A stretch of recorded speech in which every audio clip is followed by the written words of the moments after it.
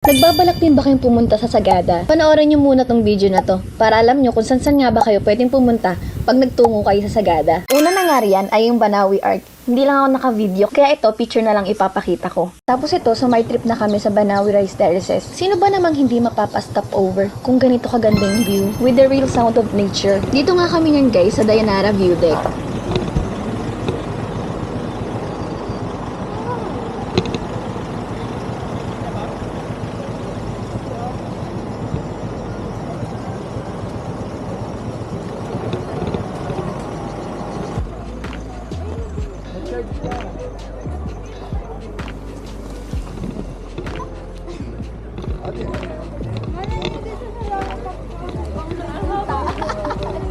Flag race sa Nandito po yung payaman ko.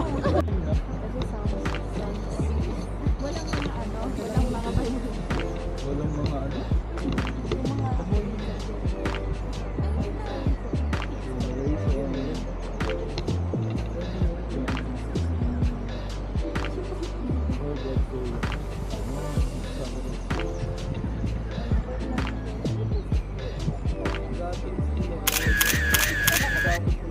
At pagkatapos naman yan ay dumaan kami dito sa Sagada Pottery.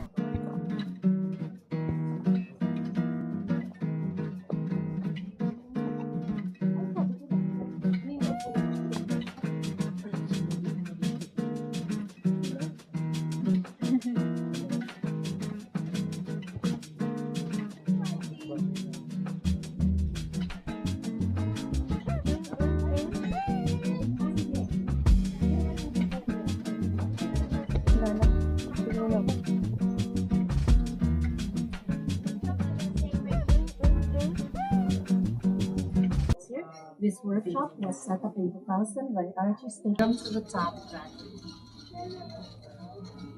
A wheel to maintain the centerness.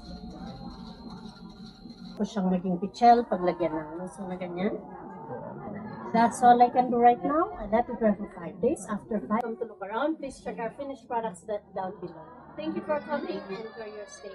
Pwede pala mag-try dito guys. Magbabayad ka lang ng 100 pesos. Pero wala kasing nag-try sa amin, kaya ayun, umikot na lang kami.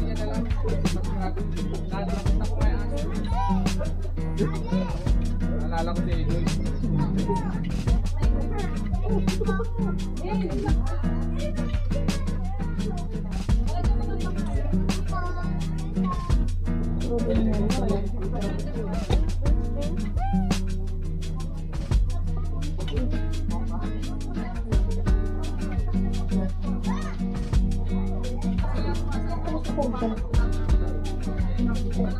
Tapos yan, picture-picture lang kami, tapos biglang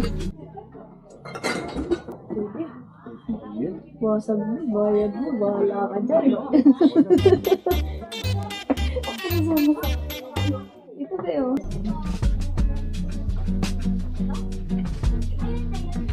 Dito ko. Ano wala? Takot na siya.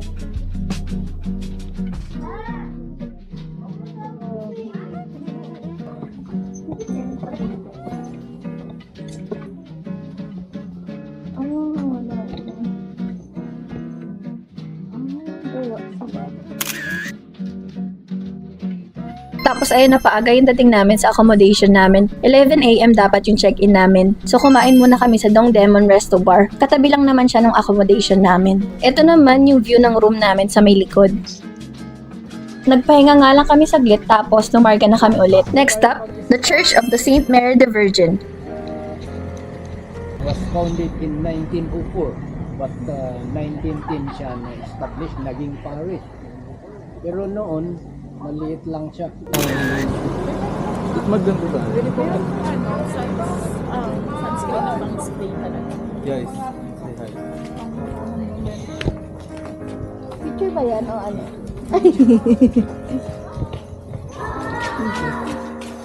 Sombrero mo. Sombrero.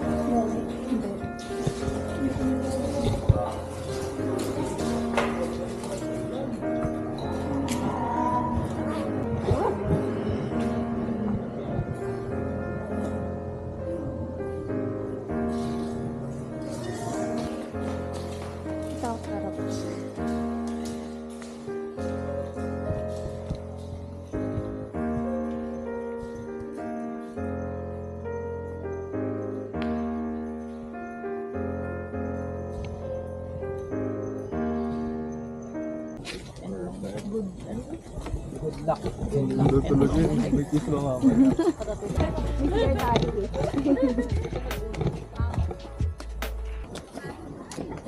Next na madadaanan natin, yung modern cemetery. Wow, expo.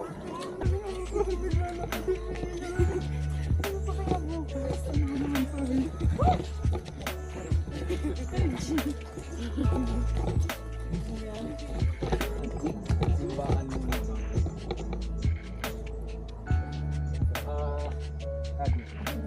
kung picture mo na, kung picture mo na. Hindi, wala. Nakatakot dito tao.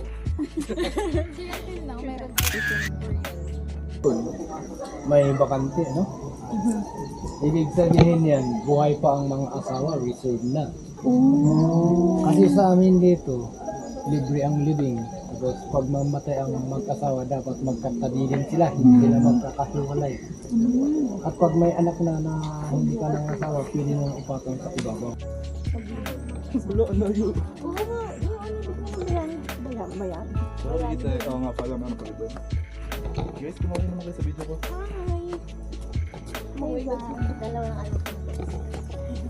Dagdagan mo naman. May tuturo ko sa'yo pero medyo masama. Ayoko na. Ayaw mo na. Ay. Vlogger ba ako?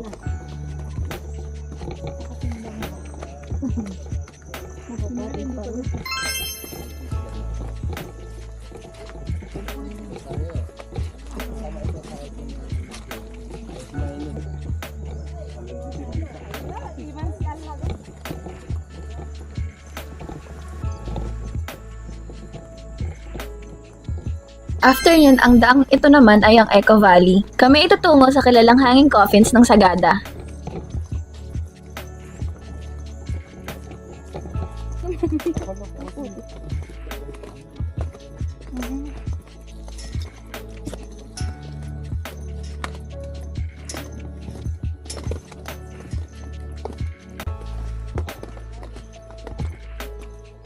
Ay, sorry po.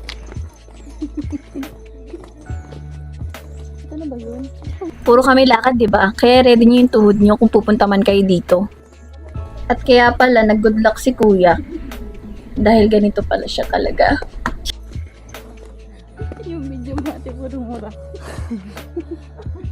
Ba't pag mountain climb? At sa wakas nakarating na nga kami.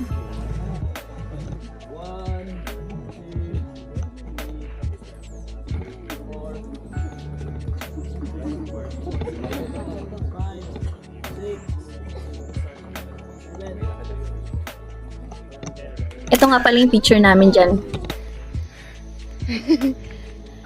Kaway-kaway po. Ano nangyari dyan? Ano ko ganyan mo po?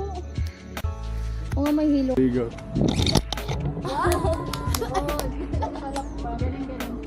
Ang yabang ni Jello. Ulit! Perfect to yun. And wait, there's more. At ang last stop natin ay sa Sumaging Cave.